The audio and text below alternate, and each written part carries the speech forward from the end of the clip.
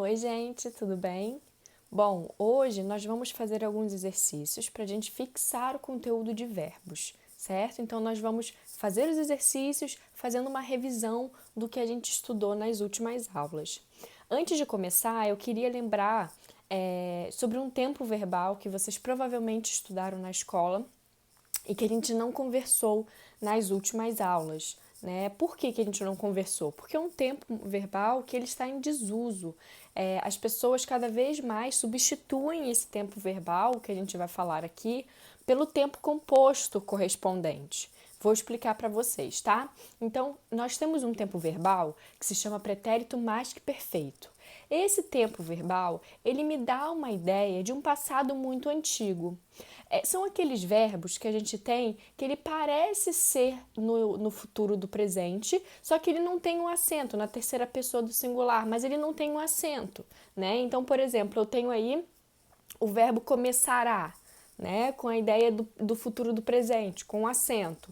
Se eu quero falar o passado mais antigo, eu falo começara. É a mesma coisa, mas ele não tem o acento. Essa é a forma que a gente mais via assim nos livros aparecendo, né? O que ele me traz de significado? Ele só me traz de significado que é um passado antigo. Então, em termos práticos, a gente não tem uma mudança muito grande entre o pretérito mais que perfeito e o pretérito perfeito, né? Começara e começou. Os dois falam que aconteceu no passado, a ação. Eu não tenho uma necessidade de falar que é uma ação mais antiga. E aí, quando eu tenho essa necessidade, vocês vão lembrar que a gente estudou na aula passada, em que nós falamos sobre o tempo composto, né? Então, quando eu tenho tempo composto, eu tenho uma ação que tem término. Né? Então, se eu uso um verbo no passado composto, eu vou entender que essa ação ela terminou. Então, logo, ela em relação a outra ação, ela tem uma ideia de que é mais antiga, porque se ela terminou e a outra eu não tenho essa informação, então essa daqui, no tempo composto, ela terminou. Vou dar um exemplo, né? Vanessa tinha falado sobre o assunto quando Luísa entrou na sala, né? Então, Vanessa tinha falado em relação a entrou, né? A Luísa entrou. Eu tenho aí uma ação que acontece antes e termina, e depois eu tenho a ação de entrar. Então, eu tenho uma equivalência aí de informação entre o pretérito mais que perfeito e o tempo composto do passado, né? Que é o tinha entrado, certo? Então, só para esclarecer isso, se caso apareça na prova de vocês, caso apareça em algum exercício, saiba que é disso que nós estamos tratando, certo? Bom, então começando aqui os exercícios, nós vamos conversar aqui basicamente sobre um exercício que vai classificar os tempos verbais. Então, eu vou trazer para vocês aqui, para vocês perceberem que é muito fácil, que não tem porquê você ficar super nervoso. Ai, meu Deus, é muita coisa. Percebam que não precisam ficar decorando todas as terminações verbais. Vocês já sabem, vocês já usam, vocês usam verbos todos os dias, todas as horas. Então, a ideia aqui é que você entenda a função e consiga fazer uma análise, que é isso que cai na prova de vocês, certo? Então, eu tenho lá, na questão lá que está marcada como número 3, ela é uma questão que nós aqui não vamos ficar trabalhando a pessoa do verbo, tá? A minha ideia aqui, nesse momento, é fazer uma análise sobre o tempo verbal. E aí a gente vai fazer o resgate às aulas passadas, tá?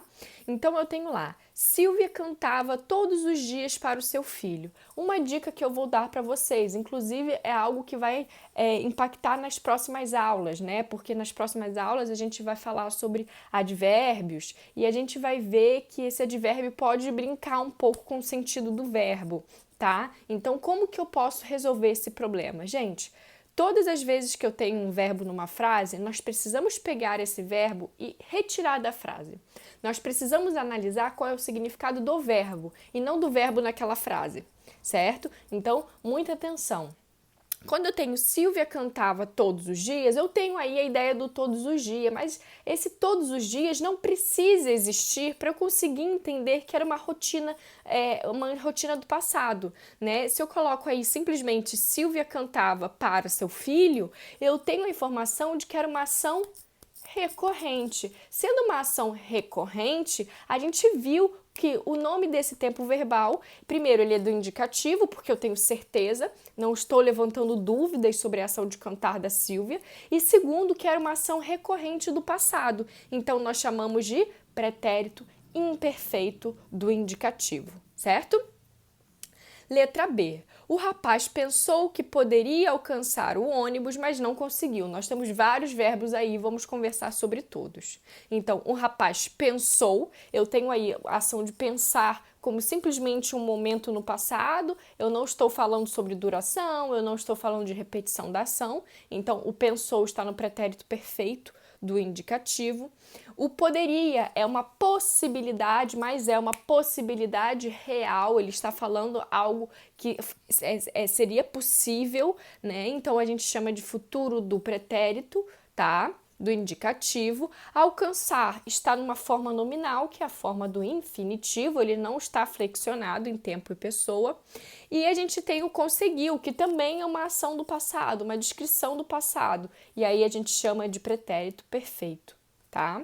Então nós temos aí todos os tempos do indicativo, a não ser o alcançar, que é um verbo nominal do infinitivo, certo? Eu estudo inglês às terças e quintas-feiras. Estudo é uma ideia de hábito, de rotina, inclusive para a atualidade, certo? Então, sendo hábito, rotina, nós temos aí o que?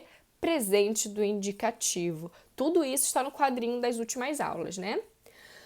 Os avaliadores entrevistarão os candidatos. Entrevistarão, nós temos uma ação que vai acontecer no futuro e eu não tenho dúvida. Portanto, nós estamos falando de um futuro do presente, certo?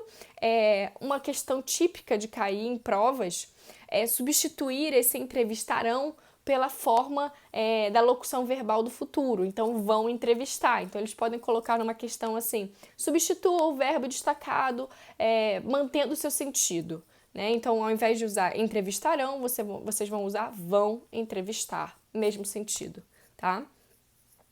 Então, futuro do presente do indicativo. Houve, naquele sítio, uma cena desagradável. Bom, houve, nós estamos falando de um passado que não tem continuidade, não é um passado duradouro, então nós temos aí o houve como o pretérito perfeito do indicativo. Marcos iria à festa se tivesse carona. Temos aí dois verbos. Primeiro, iria, segundo, tivesse. Muito interessante porque quem não entendeu o futuro do pretérito antes vai entender agora. Olha aí, Marcos iria à festa. É algo possível? É algo que ele tinha probabilidade de ir? Sim. Então, nós estamos falando de uma certeza, certo? É algo que ele tinha probabilidade de ir. Por que ele não vai? Ou ele não foi, né? Porque ele estava condicionado a um verbo incerto, né? Então, essa é a diferença entre o futuro do pretérito, que ele fala de uma probabilidade, mas é uma probabilidade real, por isso ele mora no indicativo, e o nosso tempo do subjuntivo. O tempo do subjuntivo é que me dá essa incerteza, certo? Então, eu tenho aí iria. O iria é o futuro do pretérito do indicativo e o tivesse, que é o tempo do subjuntivo, é o pretérito do subjuntivo, ideia de dúvida, certo? Aí você pode perguntar, Vanessa, por que é pretérito? Gente, porque é uma concordância com o verbo, tá? Porque como o nosso verbo do indicativo é um futuro do pretérito, que nós conversamos na aula teórica, que isso indica passado, a gente precisa usar um passado do subjuntivo. Então, o subjuntivo ele não é uma ideia, né? A gente até falou sobre isso. Não é uma ideia que eu trago um monte de informação, não é isso. O modo me traz uma informação, mas a realização desse tempo verbal aí é condicionada com o tempo que temos no modo indicativo, certo? Ou imperativo. Vamos lá.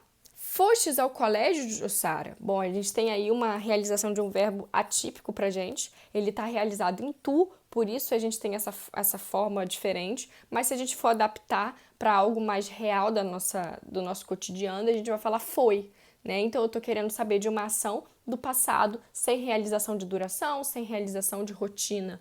Por isso, o pretérito perfeito. Todos os dias eu como 2 pratos de comida no jantar. Bom, de novo, não precisaria desse todos os dias para entender que eu como 2 pratos de comida no jantar é uma ação que se repete, né? E nós estamos falando do presente, de algo que aconteceu no passado, que continua no presente, que vai para o futuro, porque é uma repetição, é uma rotina, é um hábito, certo? Portanto, nós temos aí o presente do indicativo. A Aline comprou 3 livros na Bienal. Comprou, nós estamos simplesmente fazendo uma descrição do passado, é uma relação de momento, portanto, nós temos aí comprou como pretérito perfeito do indicativo. Aí, na letra J, nós temos Daniel repetir toda a explicação para o seu avô. É exatamente o que a gente conversou aqui no início da aula. Repetir é o pretérito mais que perfeito, né, do indicativo. Precisa disso? Não. O que a gente usa é Daniel repetiu, né? Então, a gente aí vai trabalhar com, quando aparecer essa forma verbal, como pretérito mais que perfeito, mas entenda que ele tem a mesma função de um pretérito perfeito. Ele não me traz informações muito novas, certo? Continuando aí na letra K, ele mostrava todo o seu presente de aniversário. Nós temos aí o mostrava como pretérito imperfeito do indicativo, certo? Então, em relação aos tempos verbais, nós temos esses, certo? E agora nós vamos fazer um exercício que vai brincar com uma modificação do verbo. E aí nós paramos aqui para conversar um pouquinho.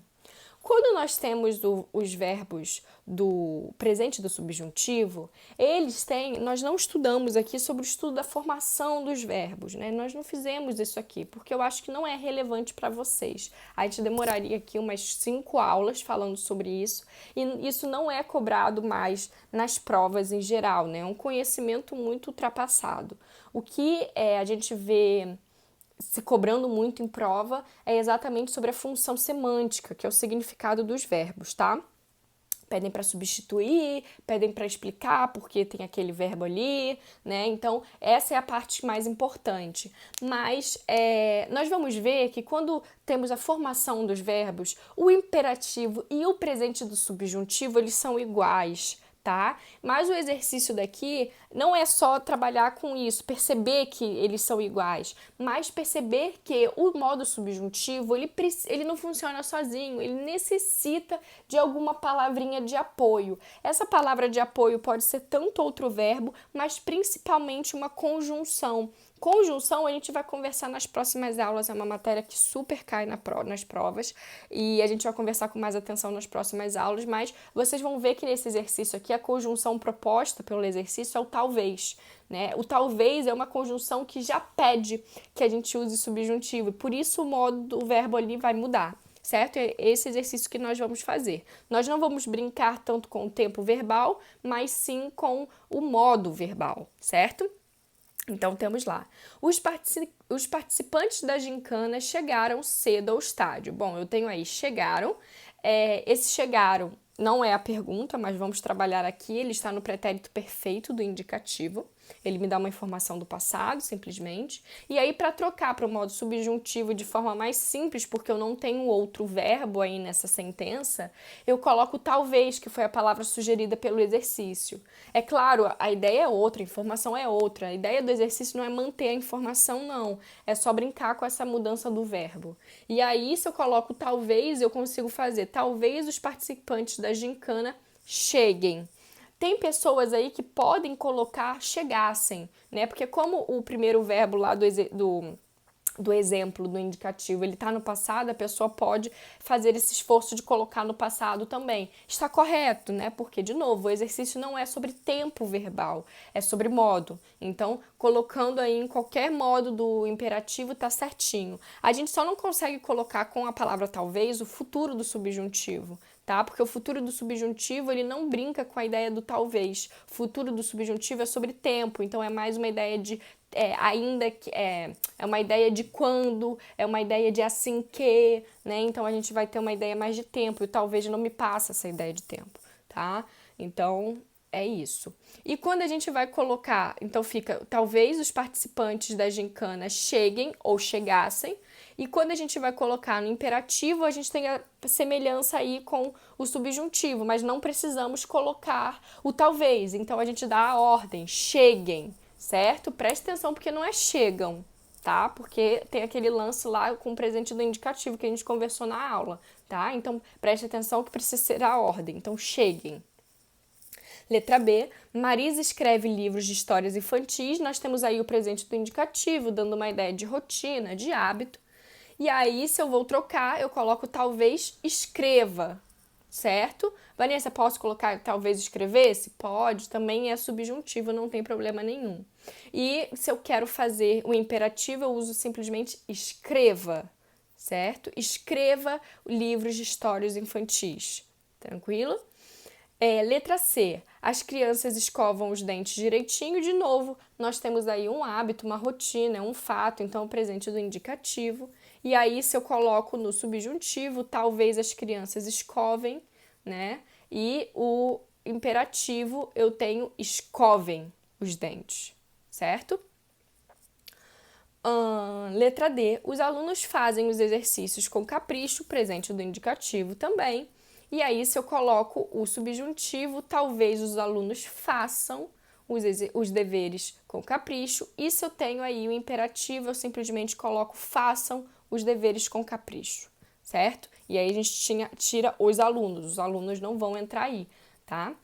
Ou então eu falo alunos, vírgula, façam os exercícios com capricho, certo? Vamos lá, o próximo exercício é sobre os verbos nominais, né? Então, são os verbos que eles não têm uma conjugação de modo e de tempo, eles estão ali simplesmente com uma ideia, né? Eles não estão flexionados em tempo e em pessoa, principalmente, tá? Então, eu tenho o textinho e a gente vai classificar. Infinitivo é quando termina com R, gerúndio, NDO, e o particípio é aquele ado e ido nas suas formas regulares, tá? Então, eu tenho um dia, um cão carregando um osso na boca, ponto. Nós temos aí o carregando. Carregando é o gerúndio. Carregando um osso na boca e atravessando, gerúndio. Uma ponte. Olhando para baixo, olhando, gerúndio. Viu sua própria imagem refletida. Refletida, terminação ida, nós temos o particípio na água. Pensando, de novo, gerúndio. Ver, infinitivo. Outro cão, cobiçou-lhe. Cobiçou-lhe está flexionado em tempo e pessoa, é o pretérito perfeito, então ele não é um verbo nominal. Logo o osso, e pôs-se a latir. Pôs-se, de novo, pôs é também o pretérito perfeito, ele está flexionado, então não é um verbo nominal. E o latir, que está no infinitivo. Mal, porém, abriu a boca. Abriu está no pretérito perfeito, então ele não é um verbo nominal. Seu próprio osso caiu na água e perdeu-se para sempre. Perdeu também está flexionado no pretérito perfeito, certo? Então, nós temos aí infinitivo, ver e latir. Gerúndio, carregar, ver e latir, certo? O gerúndio eu tenho carregando, atravessando, olhando e pensando. E o particípio eu tenho carregado e refletida, certo? Que a gente tem aí no exercício. Bom, gente, então é isso. Eu espero que a questão dos verbos esteja resolvida e que a gente consiga passar agora para o próximo tópico, certo? Um beijo e a gente se vê na próxima.